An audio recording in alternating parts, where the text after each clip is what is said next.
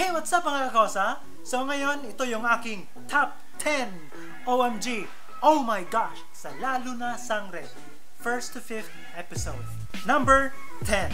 So para sa ating number 10, yung special effects ng Lalo Na Sangre. So kung ating matatandaan, kung ikukumpara natin sa Immortal and then to the Lobo, kukumpara natin yung Lalo Na Sangre sa dalawa, malayong malayo ang improvement na ngayon ng Lalo Na Sangre. Kung napansin niyo, every time that a vampire dies, mas maganda na yung effect kaysa noon. Kasi noon kasi, pure black, pag namatay, yun, parang abo na nawala. Compared ngayon sa Lalo Na Sangre, pag yung vampire namatay, meron na siyang yung accent ng parang spark ng fire. So, yun, maganda. And, para sa ating number 9. So, number 9 naman is yung choreography. Okay? Maganda yung choreography. Napansin ko sa almost sa lahat ng fight scenes, may speed ramping silang ginagamit.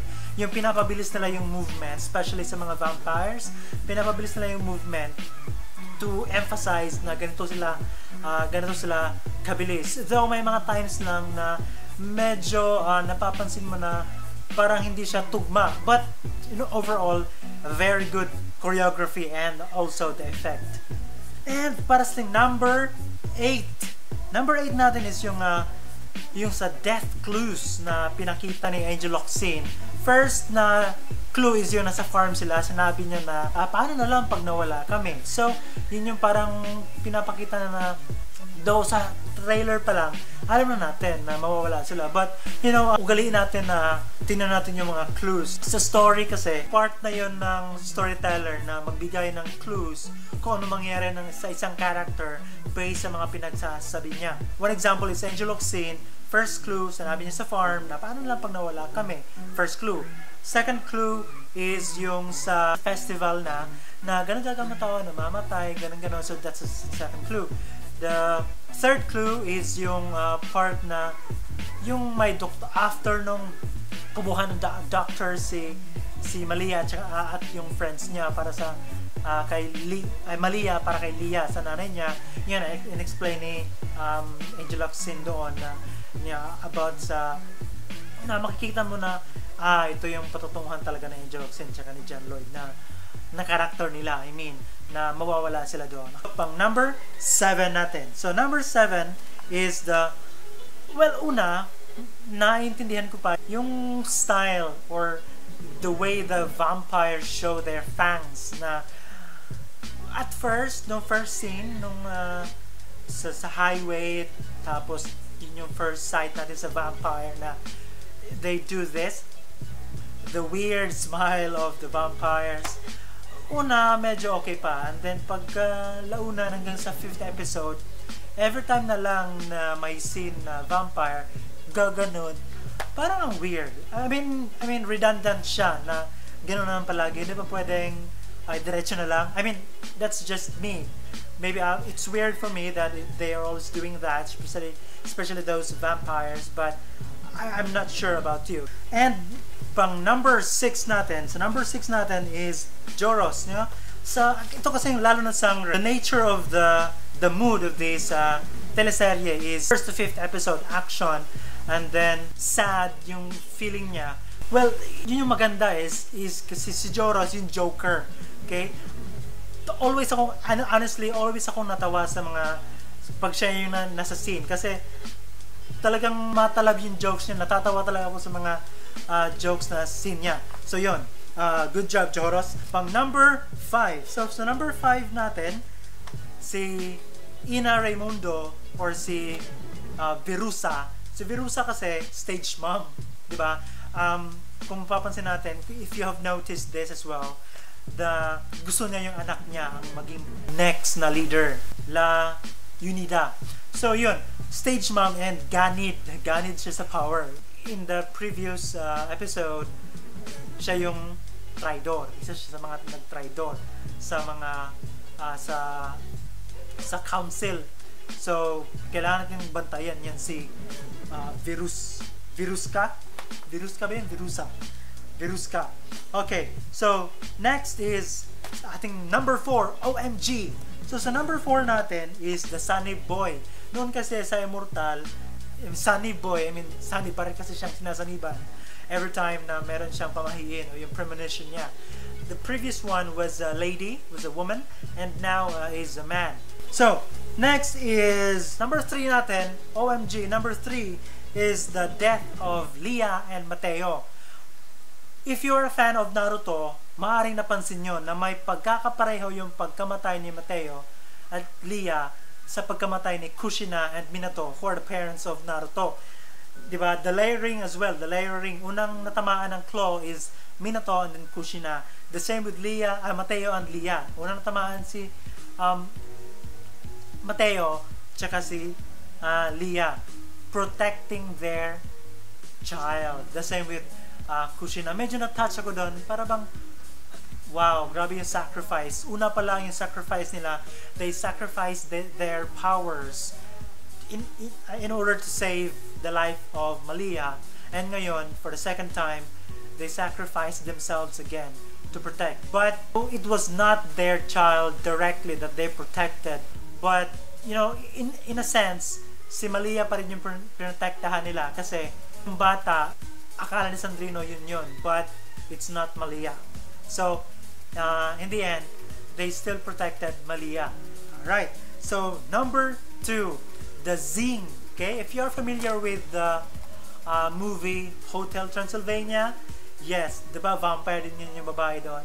And they have this concept na kapag nagtagpo yung mata ng dalawang tao or ng dalawang vampire, kapag yung may spark, may zing, yun yung clue nila na sila yung nakatadhana para sa isa't isa.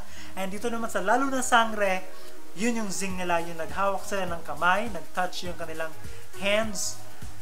Tristan and Malia, yun yung kanilang zing, yun yung kanilang clue na sila yung yun yung ating clue pala na sila yung nakatadhana para sa isa't isa. And para naman sa number 1, ito yung big theory ko in relation to number 2, which is the zing thing, the spark thing. Ito, medyo mahaba-haba itong theory natin. Okay. So, sabi ni Sunny Boy, kaya ko na-mention ni Sunny Boy, si Jethro, sabi niya, ang anak ng pinakamalakas na lobo, Angel of Sin, or si Leah, at ay anak ng pinakamalakas na vampira. Pinakamalakas na vampira noon sa Immortal ay si Mateo. Well, ang tanong ko ngayon, in this sequel, sino ba ang pinakamalakas na vampira? Si Sandrino or si Mateo? Which in fact, si Sandrino na, di ba? Okay? Si Sandrino na ang pinakamalakas na vampira. Kaya kung si Mateo, sana natalo niya? Di ba? Well, there are reasons bakit natalo si Mateo. Kasi matagal na siyang walang practice, matagal na siyang hindi naging vampira, nanibago siya. But, yung idea doon is based doon sa sinabi ni Jethro, pinakamalakas. So, alam ko, nagtataka kayo, wait, anak si Tristan ni Sandrino? What? Well, teka lang, ito magkaedad si Sandrino at saka si Mateo at saka si Leah. Alright? So, yan yung first clue ko, na anak ni Sandrino si Tristan. Or hindi siya directly na anak, made through, yung normal na pagbuo ng isang baby, but kagaya ng ginawa ni Magnus noon. Paano ba na isinilang si Sandrino? Through the normal one or nung pagkagat niya, may buntis na at saka kinagat niya na lang, and then doon na nahawa na yung baby. Maaring anak si Tristan ni Sandrino, pero malabo talaga pero malabo. Ang ko talaga, biggest theory ko is si Tristan, anak ni Sandrino by normal or by biting a pregnant woman. Okay? Maaaring papakita yung reveal niya sa flashback. Okay? Second clue ko is, hindi naman basta-basta na lang gagawin si Tristan na significant character na wala lang. Anak lang siya ni Tony, na head ng Luna, at saka nung babae na naging vampire, di ba? So, sino? Di ba? Third clue is, yun nga, yung flashback ni Tonyo na anong ginawa nila sa'yo. So, ginawang vampira yung babae. Ang tanong, okay? Ang tanong ngayon, ginawa siyang vampira, agad-agad magiging powerful si Tristan. Yun yung nagpa-confirm ko sa fourth. Yung fourth clue natin is si Sandrino, ang ginawa niya, kinagat niya habang buntis yung asawa ni Tonyo. Di ba? So, kaya nga significant yung character ni Tristan, ni Daniel Padilla, who is Tristan, kasi nga anak siya ng pinakamalakas na vampira. So kaya nga grabe yung pagkasabi ni Jethro na ang lulupig sa vampira na may sumpang tinta ay ang anak ng pinakamalakas na vampira at saka pinakamalakas na lobo, ay hindi lang pala si Malia, kundi si Tristan din. So he is going to kill his own father in the future, di ba? And isa pa dito sa excite is the fact that Tristan hates vampires because vampires killed his father, yung tatay na kinikilala niya, which who is, in my theory, tatay naman talaga niya, but posible kasi na ang tatay niya